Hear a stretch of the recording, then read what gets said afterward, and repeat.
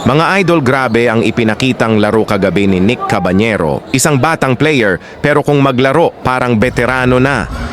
Si Nick ay nagmula sa Lapu-Lapu City habang ang kanyang pamilya ay may pinagmulan sa Inabanga, Bohol.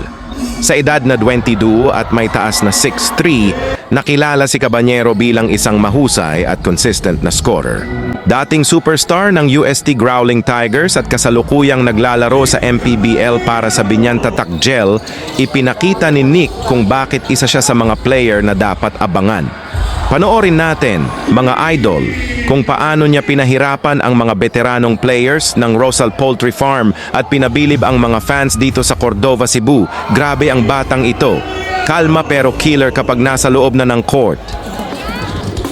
Simulan natin ang istorya kung kanyang matalik na kaibigan. Dapat yung malaman, huwag nang magbulag-bulagan. Nakitang nais natin ay malaman ang pako ng iba. Kilala mo ba si Magdana? Hindi ka mabata mula pa nung pagkakala kami lagi magkasama ng hawak ang pabay sa sama. Isang hindi lumiliwanag ang paligid ng magsinuwala ang mga